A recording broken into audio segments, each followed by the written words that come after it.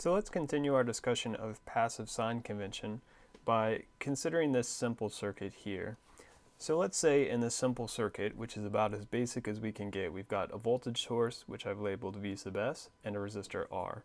So let's say we want to find, maybe we know that value of Vs, and we want to find the value of R, and we also want to find the power delivered to the resistor. Let's call that P sub R.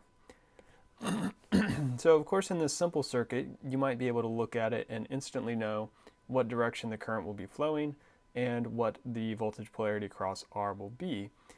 But maybe for more complicated circuits it might not be so obvious. So let's go ahead and use this simple circuit and consider the different possibilities for how we choose reference current and reference voltage polarity.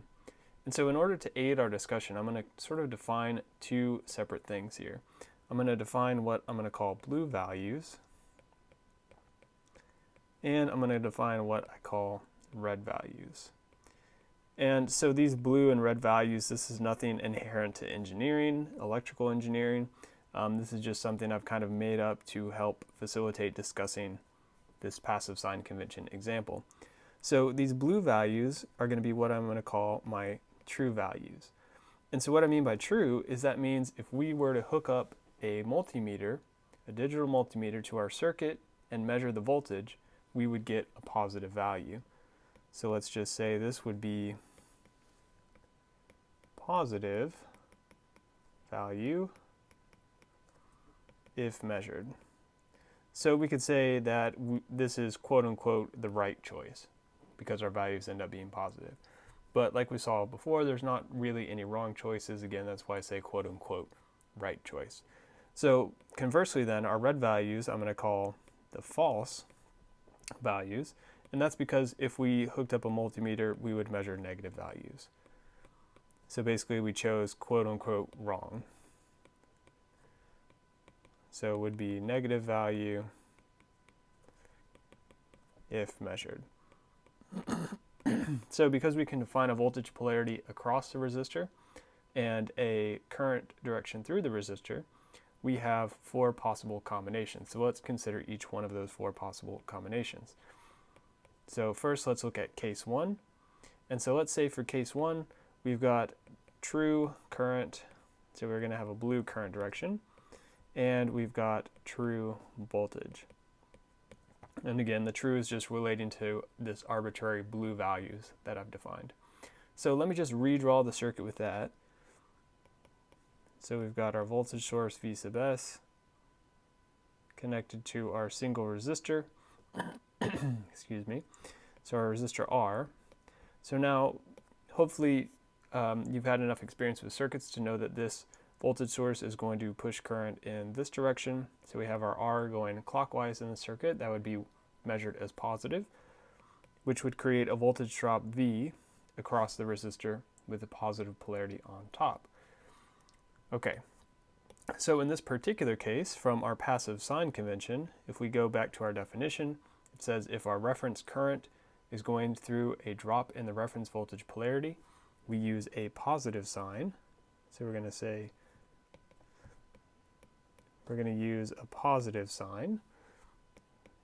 And where are we going to use it? We're going to use it for any IV equations.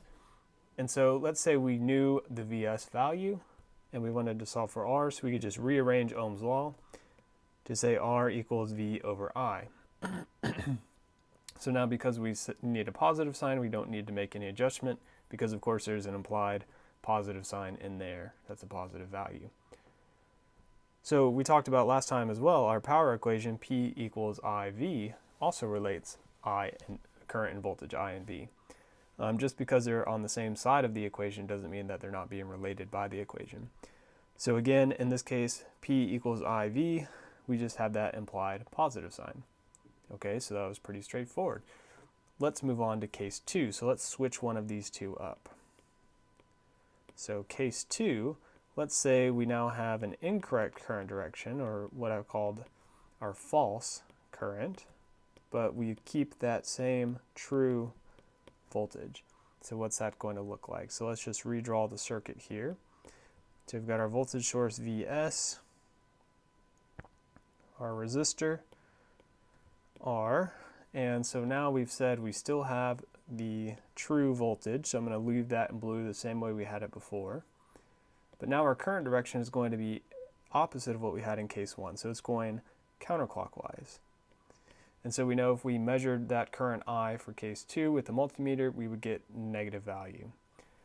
Okay, so considering our passive sign convention definition, we can see our current I is now going through a voltage rise, right? Because it's coming around this way and it's going up through the voltage. So it's going through a voltage rise. So from our definition for passive sign convention, we're in that otherwise case. So otherwise, we use a negative sign for our IV equations. Okay, so now if we use that same adjusted form of Ohm's law, V equals IR, solve for R, we have V over I, but now we need to use a negative sign, so all we do is just insert a negative here, and that's it. Okay, but wait, this equation looks different than what we had above.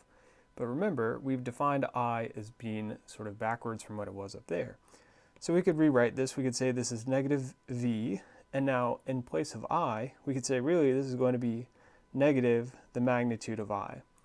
For instance, maybe if we look at case 1, this current is 1 amp, to keep things simple. So down here, in case 2, this red I would then be measured as negative 1.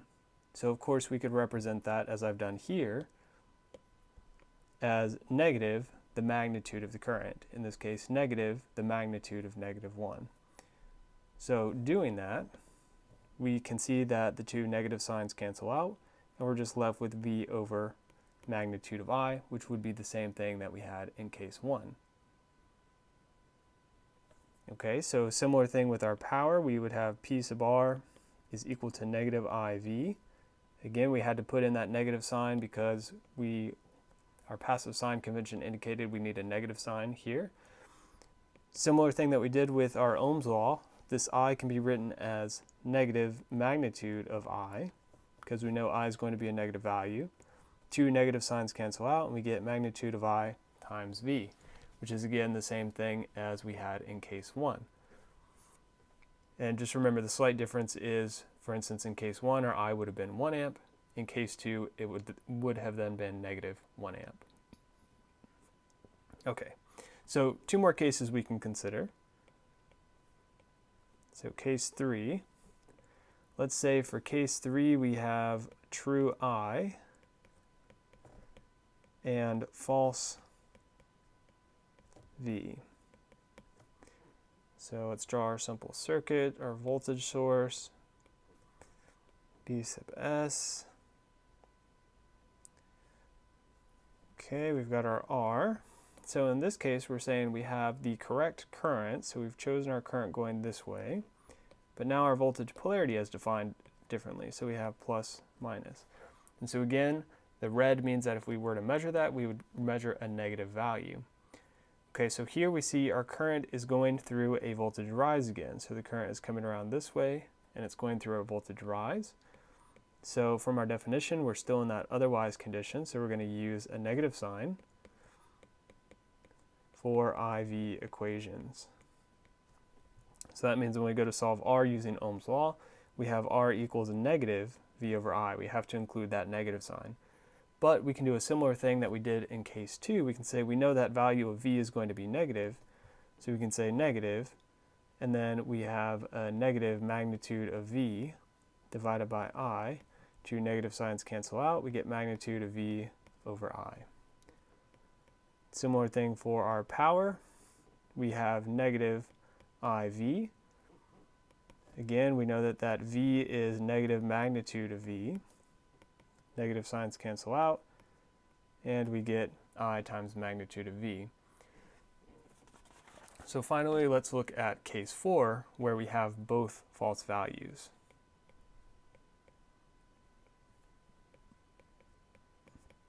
So now we have false I and false V. So what that's going to look like is we've defined everything quote-unquote backwards, such that if we measure the current or the voltage, both are going to give us negative numbers.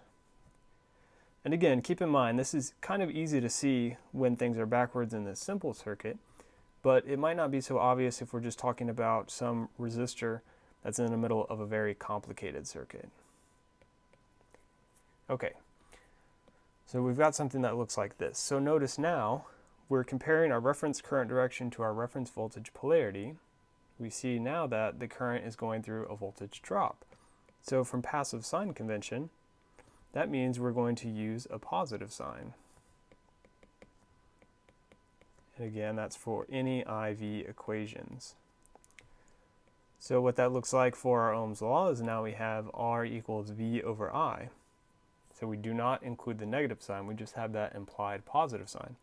Well, we know both of those values are negative, so we can say V is really the negative magnitude of V, I is the negative magnitude of I.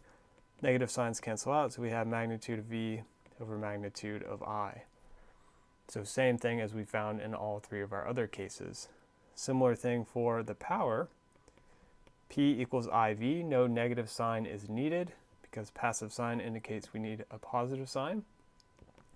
But again, we know that I is negative magnitude of I, and V is negative magnitude of V. Two negative signs cancel out, we get magnitude of I times magnitude of V. So we see that ultimately the result is we have the same thing regardless of what polarity our voltage that we chose or our current direction. So same regardless of choice. So same regardless of a choice for our current direction and our voltage polarity. And again, this is a pretty simple circuit, but really it's going to be more difficult to know right after looking at a circuit for a more complicated circuit whether or not the current is going left to right or right to left, for instance. I know this might still be a little confusing, we're only using variables, so what we're going to do in the next video is look at a numeric example of how we apply passive sign convention when doing circuit analysis.